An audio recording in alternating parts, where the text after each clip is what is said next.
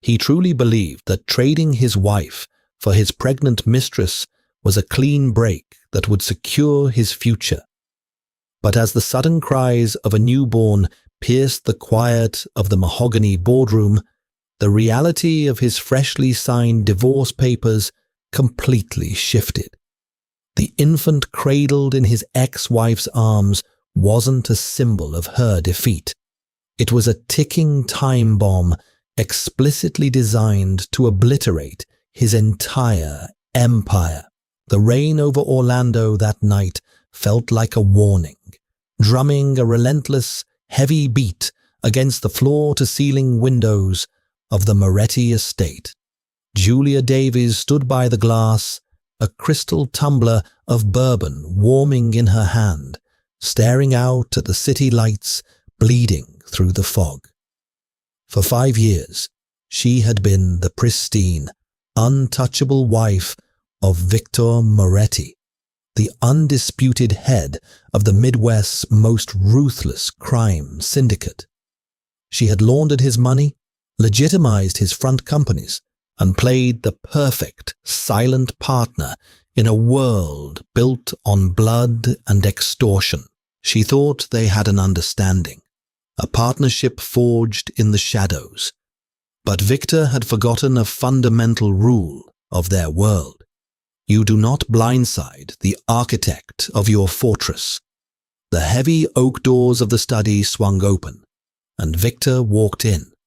He didn't look like a mob boss from the movies. He wore a bespoke charcoal suit, his dark hair immaculately styled, exuding the polished arrogance of a Wall Street billionaire. But the cold, dead look in his eyes belonged entirely to a killer. He wasn't alone. Trailing behind him, wearing a smirk that made Julia's blood run cold, was Serena Bianchi. Serena was the 22-year-old daughter of Victor's underboss. She was young, reckless, and entirely too ambitious for her own good. She wore a tight silk dress that deliberately clung to the slight, unmistakable swell of her stomach. "Julia," Victor said, his voice devoid of any warmth. He didn't bother offering a greeting or an explanation. He walked to his mahogany desk, picked up a thick manila folder, and tossed it onto the glass coffee table. It landed with a heavy, final thud. "These are the divorce papers. My lawyers have already drawn them up. You get the penthouse in Manhattan, the house in the Hamptons, and 10 million in untraceable offshore accounts. I want you out of this house by Monday." Julia didn't flinch. She took a slow sip of her bourbon, the burn grounding her. She looked from the papers to Victor, and then, finally, to Serena. "You're breaking our alliance," Julia said, her voice eerily calm, smooth as glass. "My family's logistics network moves your product. My signatures keep the feds out of your bank accounts, and you're throwing that away for her?" "She's giving me what you couldn't, Julia," Victor replied, crossing his arms.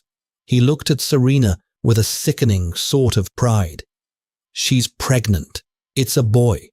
The Moretti syndicate needs a blood heir, and Serena is providing one. You've been barren for 5 years. This isn't personal. It's business." Serena stepped forward, her hand resting possessively on her stomach. "Victor needs a real woman, Julia, not a glorified accountant. Don't make this harder than it has to be. Take your money and leave with whatever dignity you have left." A lesser woman would have screamed. A weaker woman would have cried, thrown the heavy crystal tumbler at his head, or begged for her marriage. But Julia came from the Davies bloodline. They didn't cry over spilt milk. They poisoned the cow. Julia smiled. It was a terrifying, razor-thin smile that didn't reach her eyes. "An heir," Julia mused, stepping away from the window. She walked over to the coffee table, looking down at the divorce papers. Congratulations, Victor. Truly. Just sign the papers, Julia, Victor demanded, a hint of impatience creeping into his voice. I will, Julia said softly. But you and I both know the complexity of our assets. You can't just untangle a 5-year corporate laundering structure overnight. If I sign this right now, the sudden transfer of assets will trigger an SEC audit, and the FBI will be knocking on your door by Tuesday. Give me 9 months. 9 months to quietly untangle my name from your companies, transfer the logistical contracts, and secure your precious empire. By the time your son is born, you will have a clean break. Victor narrowed his eyes, studying her. He knew she was right. The financial web she had woven for him was intricate and highly illegal. A sudden, messy divorce would be a liability. 9 months, Victor agreed coldly. But you leave this house tonight. Serena moves in tomorrow. You manage the transition from the city apartment.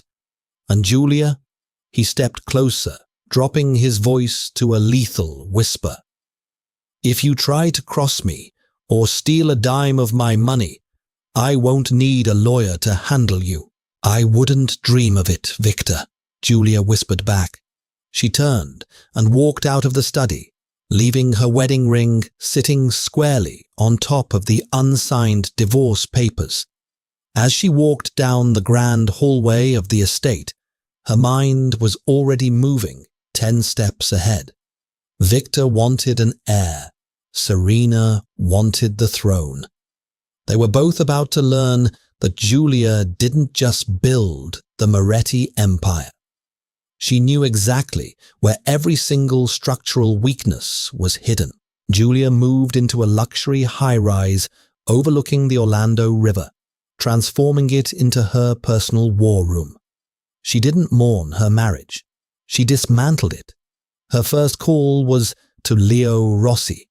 Leo was an ex-enforcer, a ghost in the criminal underworld who had been cast out by Victor 2 years prior for refusing to execute a civilian. Julia had quietly kept Leo on a private retainer ever since, knowing that in the Mafia, a loyal stray dog is deadlier than a pampered wolf. I need eyes on Serena Bianchi, Julia told Leo, tossing a burner phone across her dining room table to him. 24/7. I want to know where she eats, who she speaks to, and what clinic she's using for her prenatal care. You think the kid isn't his? Leo asked, his gravelly voice echoing in the minimalist apartment. I know the kid isn't his, Julia said, leaning back in her chair. She pulled out a secure laptop and turned the screen to face Leo. Victor told me I was barren, but 3 years ago, I secretly visited a specialist in Geneva. I was perfectly healthy. I managed to get Victor's medical records pulled by a private investigator. She pointed to the glaring red text on the screen. When Victor was 20, he took a bullet to the lower abdomen during a turf war with the Russians. The surgery saved his life, but there was internal scarring. Victor Moretti has a sperm count of absolute 0. He is entirely, irreversibly sterile. He just never bothered to check because his ego wouldn't allow him to believe he was the problem. Leo whistled softly. So, Serena is playing Russian roulette with a loaded gun.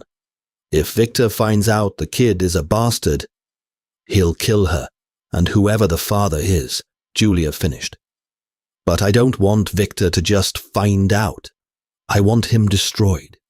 If I just hand him the medical records, he'll cover it up, kill Serena, and maintain his power. I need to use this to tear his syndicate down to the foundation. Over the next 7 months, Julia played the role of the compliant, discarded wife to perfection. She steadily untangled the legitimate businesses, but instead of cleanly handing them over to Victor's men, she built subtle, legal backdoors. She shifted the ownership of the prime real estate and shipping ports into blind trusts that she exclusively controlled. Victor was too distracted, playing the doting father-to-be, to notice the financial noose tightening around his neck. Meanwhile, Leo's surveillance on Serena struck gold. Serena wasn't just having an affair. She was sleeping with the devil himself. Leo tracked her to a secluded yacht docked on Lake Michigan. The yacht belonged to Dante Russo. Dante was the head of the Russo syndicate, Victor's absolute fiercest rival. The Morettis and the Russos had been engaged in a bloody, quiet war over the Midwest trade routes for decades. Serena, realizing Victor was too guarded, had bedded his enemy, likely as an insurance policy. "She's playing both sides," Leo explained, tossing a stack of surveillance photos onto Julia's desk. The photos showed Serena and Dante in heated, intimate embraces on the deck of the yacht. If Victor marries her, Dante gets a spy in Victor's bed. If the kid is Dante's, he essentially places his own bloodline on the Moretti throne. "Serena is a fool," Julia murmured, studying the photos. "She thinks she can control two monsters, but genetics don't lie. When that baby is born, if it has Dante's infamous auburn hair and blue eyes, Victor will execute her in the delivery room." As the 9th month approached, panic began to visibly set in on Serena. Julia watched from afar as the mistress grew increasingly erratic. Serena stopped attending Victor's public galas. She claimed she was on bed rest, but Leo's trackers showed her secretly visiting underground, off-the-books mob doctors. Serena knew the risk she was running. She knew she couldn't give birth in a hospital surrounded by Victor's men. The climax of Julia's waiting game arrived on a freezing Tuesday night in November. Leo burst into Julia's apartment, dripping wet from the rain. "It's happening." Serena went into labor early. She slipped out the back of the Moretti estate in a disguised van. She's at a black market clinic on the south side. Victor is out of state at a sit-down in Detroit. He won't be back until morning. "Let's go," Julia said, grabbing her coat. By the time Julia and Leo breached the back alley of the dingy clinic, slipping past Serena's meager, bribed security detail, the deed was already done. Through the cracked door of a sterile back room, Julia watched the drama unfold. Serena was exhausted, sweating on a cot. The underground doctor, a disgraced surgeon on the mob's payroll, was holding a crying newborn wrapped in a cheap blanket. Julia didn't need a DNA test. Even from the doorway, she could see the tuft of bright, undeniable auburn hair on the infant's head. Dante Russo's child. Serena saw it too, and sheer terror washed over her face. "No," she sobbed, backing away from the doctor. "No, no, no. Victor will skin me alive. He'll kill us both." "What do you want me to do with it, Miss Bianchi?" the doctor asked, looking nervous. "Mr. Moretti's men will be here in a few hours." Serena's eyes darted around the room like a trapped animal. Survival instincts kicked in, overriding any maternal bond. "Tell Victor it was a stillbirth. Tell him the baby died, that the umbilical cord choked him. Take the body. Take the baby to the orphanage in Gary, Indiana. Leave him on the steps. Just get it out of my sight before Victor gets here. I'll pay you $1 million. Just make him disappear." The doctor nodded, placing the crying infant into a woven basket. He hurried out the back exit into the alley, expecting the cover of darkness. Instead, he walked right into the massive, imposing chest of Leo Rossi. Leo didn't say a word. He simply drew his silenced pistol and pressed it to the doctor's chest. The doctor froze, his eyes wide with terror, and slowly surrendered the basket. Julia stepped out from the shadows of the alley.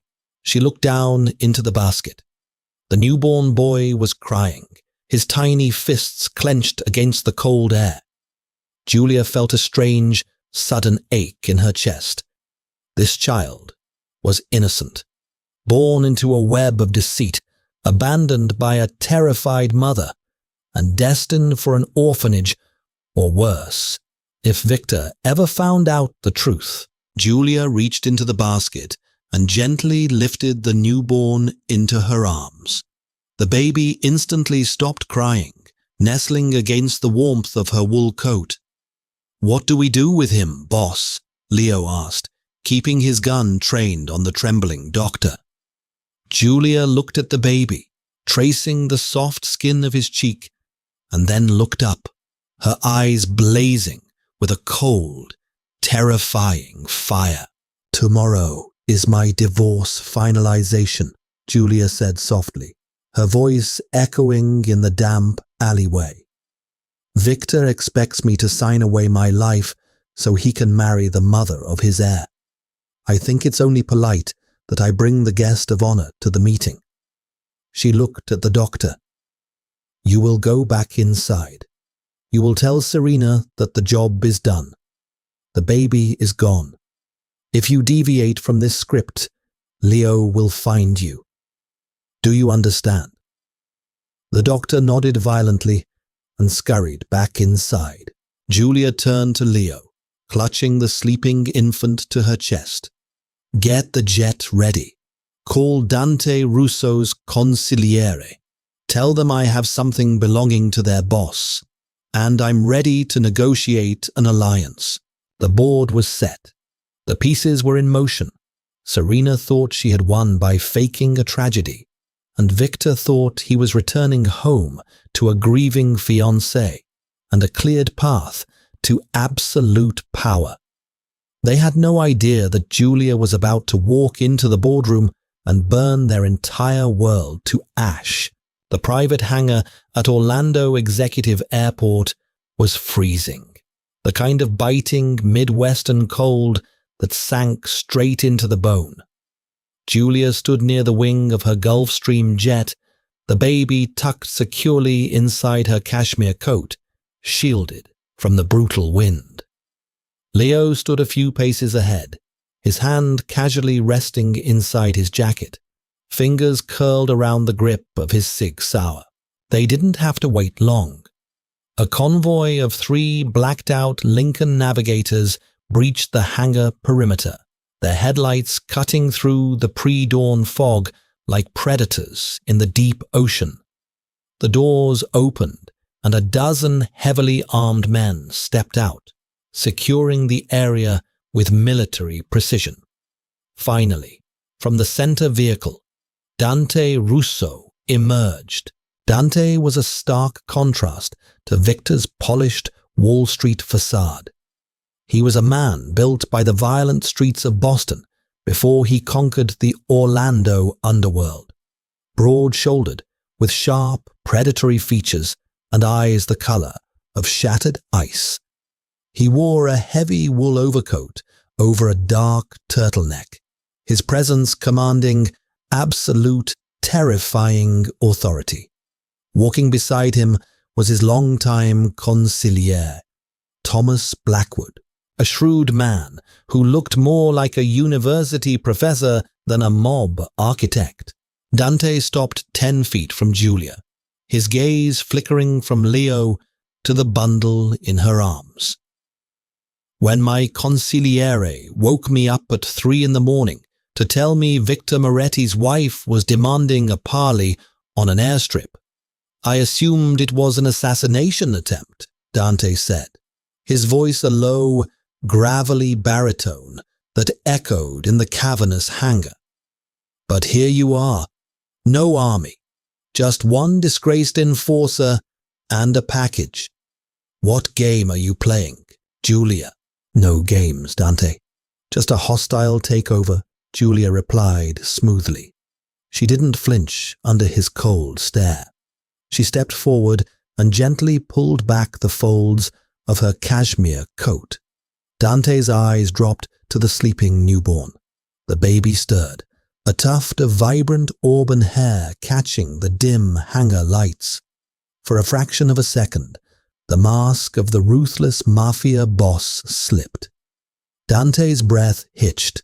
He knew exactly what he was looking at. "Serena Bianchi gave birth 4 hours ago," Julia said, her voice ringing clear in the quiet hangar. She went into early labor at a black market clinic on the south side. When she saw the color of the boy's hair, she realized she couldn't pass him off as Victor's bloodline. She paid the doctor $1 million to smother him or drop him at an orphanage in Gary.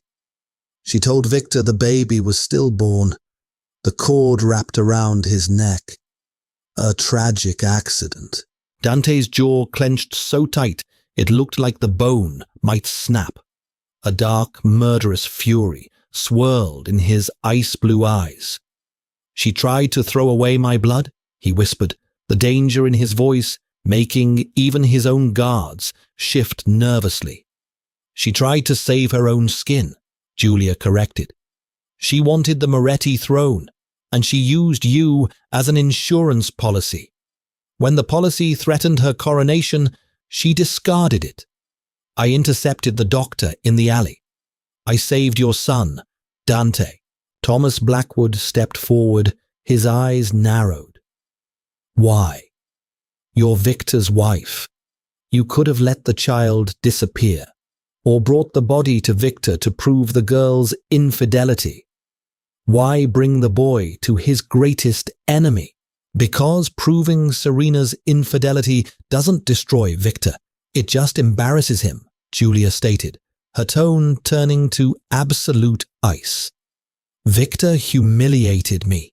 He threw away a 5-year alliance for a 22-year-old girl, and he thought I would quietly accept a severance package. I don't want Victor embarrassed. I want him entirely eradicated from the map." Julia locked eyes with Dante. "Victor gave me 9 months to untangle my financial architecture from his syndicate. He thought I was securing his wealth for his new family. Instead, I've spent the last 270 days building legal trapdoors. The Port of Orlando freight contracts, the South Side distribution centers, the offshore accounts in the Cayman Islands. None of it belongs to Victor anymore.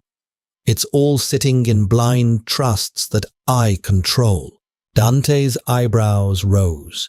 He was no longer looking at a scorned wife. He was looking at a mastermind. "And what do you want from me?" "A trade," Julia said simply. "I hand you the keys to Victor's entire empire. I transfer all the blind trusts to the Russo holding companies. By tomorrow afternoon, Victor Moretti will be a king without a kingdom, entirely penniless and stripped of his logistics network.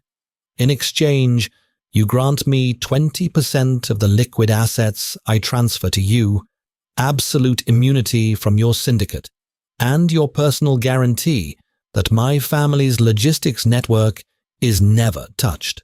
Dante looked at the sleeping infant, his son, and then back to Julia. A slow, dark smile spread across his face.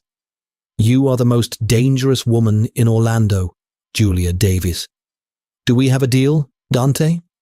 "We have a deal," Dante said, stepping forward. He reached out with surprisingly gentle hands and brushed his knuckles against the newborn's cheek. "Give me my son." "Not yet," Julia said, taking a deliberate half-step back. Dante's men immediately raised their rifles. Leo drew his weapon in a flash, aiming squarely at Dante's chest. The tension in the hangar spiked to lethal levels, but Julia remained perfectly composed. "Stand down," Dante barked at his men, though his eyes never left Julia. "Explain yourself.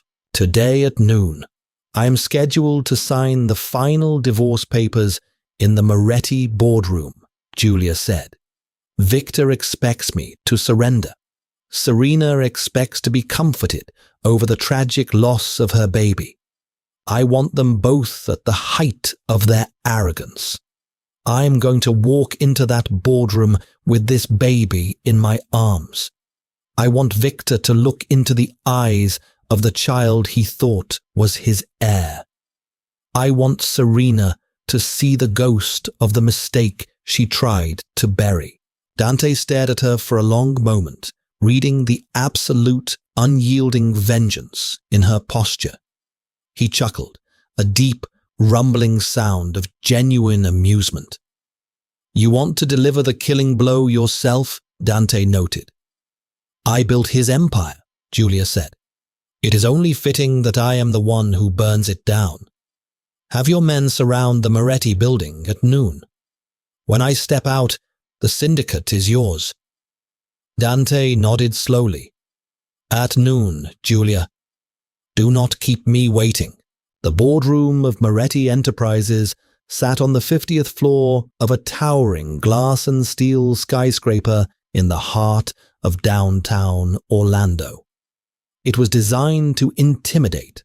Walls of dark mahogany, a massive marble table, and floor-to-ceiling windows that offered a godlike view of the city below. At 11:55 a.m., Victor Moretti was pacing the length of the room. He looked uncharacteristically disheveled, the top button of his shirt undone, his tie pulled loose. Sitting at the table was Serena Bianchi, dressed entirely in black, sobbing softly into a silk handkerchief. Her father, the underboss Carlo Bianchi, stood behind her, patting her shoulder with grim stoicism. At the far end of the table sat Arthur Sterling, Victor's high-priced corporate attorney, his hands folded neatly over a stack of divorce papers. "Where the hell is she?" Victor snapped, checking his Rolex for the 4th time. "She asked for 9 months. I gave her 9 months. If she tries to stall this today—" "Victor, please," Serena wept, looking up with red, tear-streaked eyes. She was playing the role of the grieving mother flawlessly. "I just want this over with. After what happened last night, after losing our little boy, I just need you. I can't handle her drama today." Victor stopped pacing and knelt beside Serena, taking her hands. "I know, baby. I know. It's a tragedy, but we will try again. We will have another heir. Today, we cut the dead weight loose, and tomorrow we rebuild." The heavy oak doors of the boardroom swung open. Julia walked in.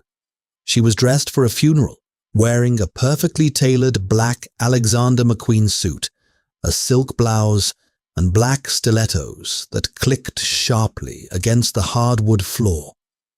But she wasn't carrying a briefcase. She was pushing a black, velvet-lined bassinet stroller. The room fell into an immediate, stunned silence. Arthur Sterling adjusted his glasses. Carlo Bianchi frowned. Victor stood up slowly, his brow furrowed in deep confusion. But it was Serena whose reaction was the most violent. The color completely drained from her face, leaving her a chalky, sickly white. She stopped breathing. Her eyes widened in absolute, unadulterated terror as she stared at the stroller. "Julia," Victor said, his voice laced with dangerous confusion. "What is the meaning of this? What is in that stroller?" "I apologize for my tardiness," Julia said smoothly, completely ignoring his question.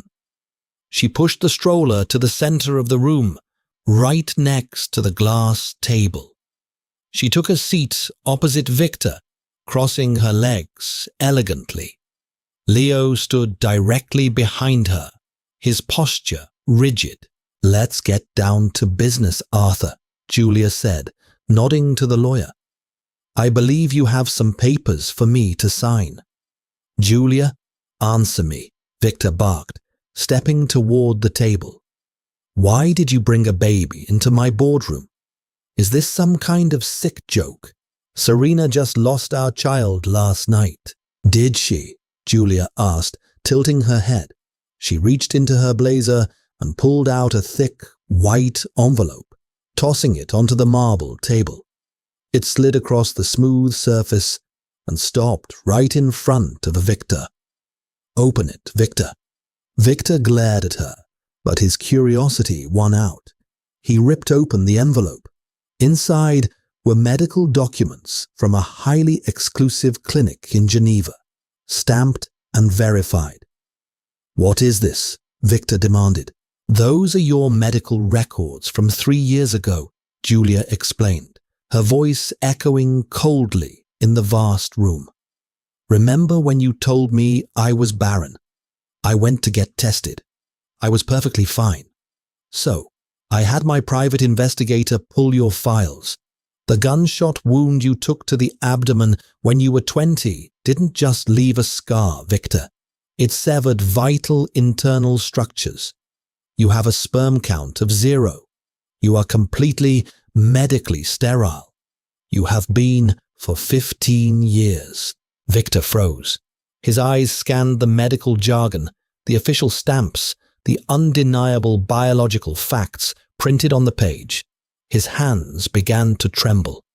No, Victor whispered. No, that's impossible. Serena was pregnant. Oh, she was definitely pregnant, Julia smiled, a sharp, terrifying expression. She stood up and reached into the bassinet, gently lifting the sleeping newborn into her arms. The baby was wrapped in a black cashmere blanket. As Julia lifted the child, the blanket slipped slightly, revealing the baby's head. The vibrant, unmistakable tuft of auburn hair caught the sunlight streaming through the windows. Serena let out a choked, panicked sob and scrambled backward in her chair, pressing herself against the mahogany wall as if trying to merge with it. Get it away from me, she screamed. That's not mine. She's lying, Victor. She's lying. Victor stared at the baby in Julia's arms. He looked at the auburn hair. Then, slowly, terrifyingly, he turned his gaze to Serena. The realization hit him like a freight train. The puzzle pieces violently snapped together. Dante Russo, his greatest enemy, the only man in the Orlando syndicate with that distinct red hair. You whore, Victor whispered, his voice vibrating with a lethal, suppressed rage. He lunged across the table.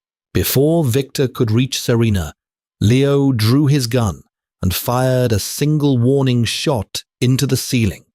The deafening crack of the gunshot brought the room to a standstill. Plaster rained down on the marble table. Sit down, Victor, Julia commanded, her voice cutting through the ringing in their ears like a blade. I am not finished. Victor, breathing heavily, his eyes completely bloodshot, slowly backed away from Serena and glared at Julia. You knew this whole time, and you let me parade her around like a queen. You made your bed, Victor. I just made sure it caught fire, Julia replied. She gently placed the baby back into the stroller. Serena tried to have the child disposed of last night at a back alley clinic to hide her treason. I intercepted the doctor. I saved the boy. Why? Victor spat, his fists clenched so tight his knuckles were white. Why bring the bastard here? To rub it in my face? No, Julia said, pulling a sleek silver pen from her pocket. She leaned over the table, pulled the divorce papers toward her, and signed her name with a flourish on the dotted line. I brought him here as a courtesy to his father. I finalized the custody transfer. Victor narrowed his eyes. "What are you talking about?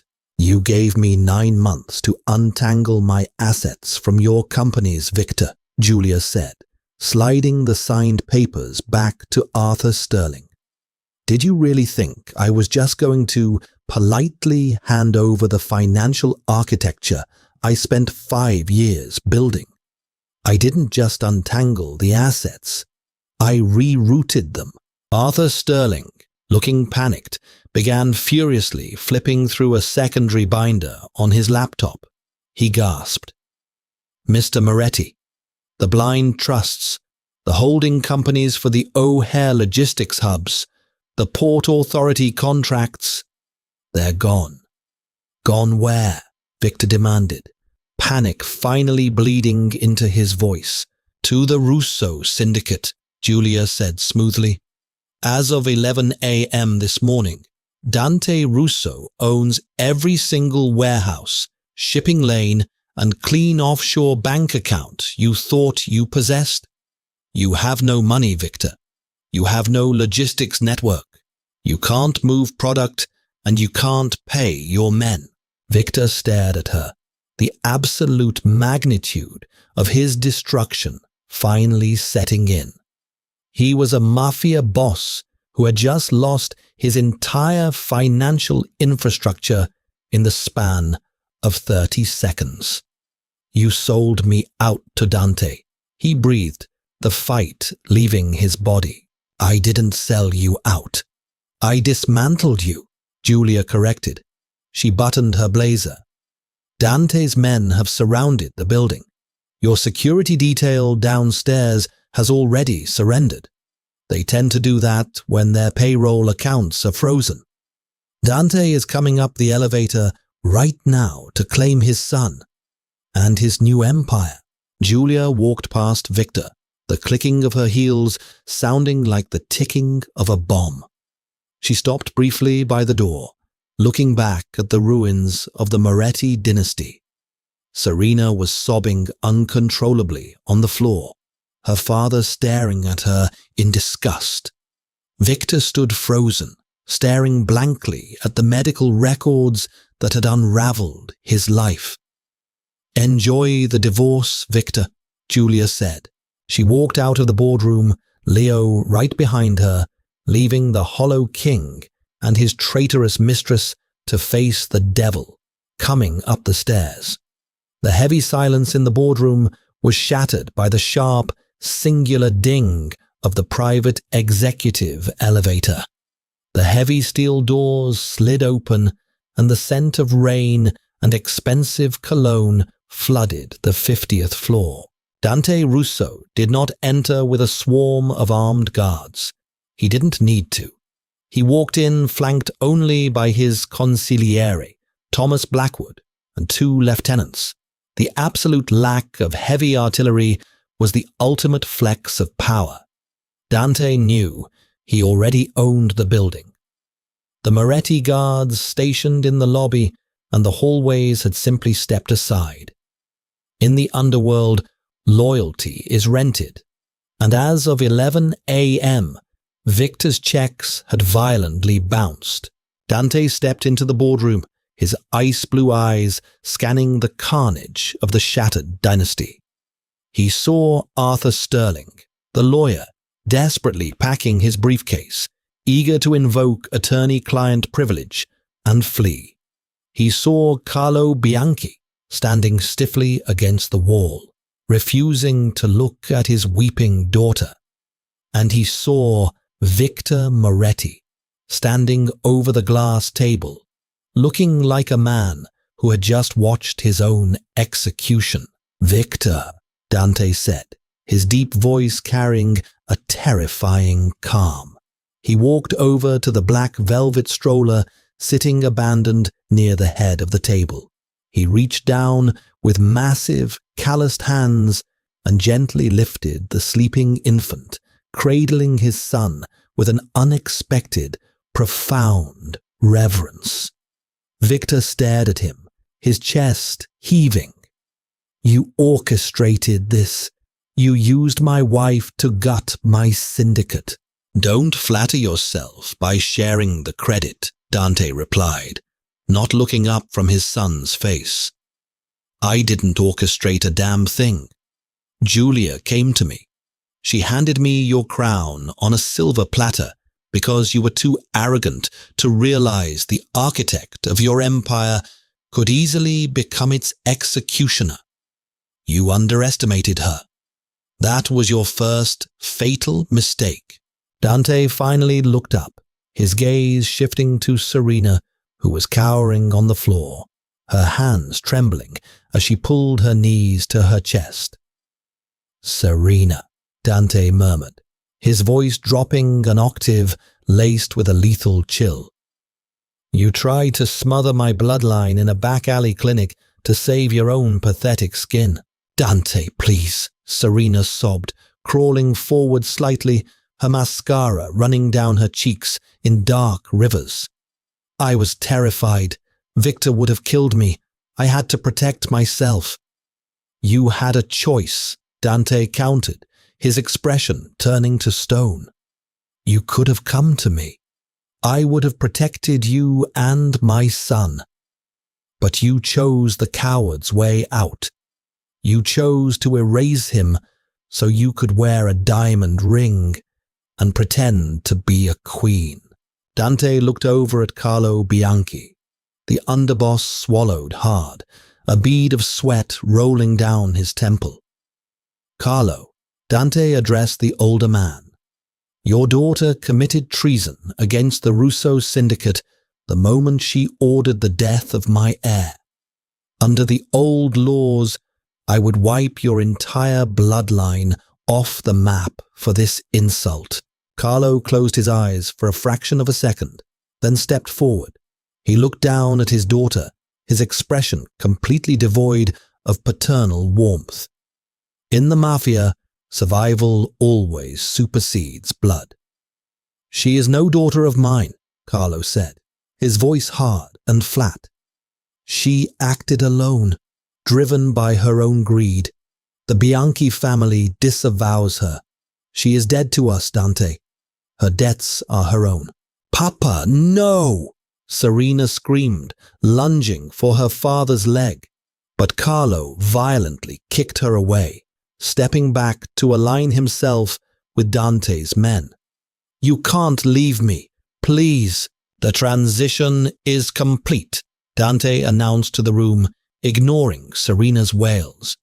He looked at Victor one last time. You have 24 hours to vacate this city, Victor. I am not going to kill you. Death is too quick, too merciful. I want you to live. I want you to wake up every single morning in a cheap motel room, entirely penniless, knowing that your wife stripped you bare, your underboss abandoned you, and your greatest enemy is raising the son you thought was yours. Dante turned and walked out of the boardroom, his men falling in line behind him. The door clicked shut, leaving Victor utterly alone in a room full of ghosts. 1 year later, the skyline of Manhattan glittered like a sea of crushed diamonds against the night sky. Julia Davies sat behind a massive desk carved from solid obsidian, gazing out the window of her new penthouse office. She wasn't the wife of a mob boss anymore. She was the CEO of Davies Global Logistics, a legitimate multi-billion-dollar freight and shipping conglomerate. The blind trusts she had established during her 9 months of silent warfare had provided the perfect seed capital. There was a soft knock on the door, and Leo Rossi walked in. He was wearing a tailored suit now, carrying a tablet instead of a silenced pistol, though the sharp, observant glint in his eye remained entirely unchanged as her head of corporate security. The latest shipping manifests from the Orlando ports just cleared, boss, Leo said, setting the tablet on her desk. And I received an update from our contacts in the Midwest. Go ahead, Leo, Julia said, taking a sip of perfectly aged scotch. Victor Moretti was indicted this morning, Leo reported with a grim smile. Without your financial barriers protecting him, the SEC finally caught up to his old personal accounts. They hit him with 80 counts of tax evasion, wire fraud, and racketeering.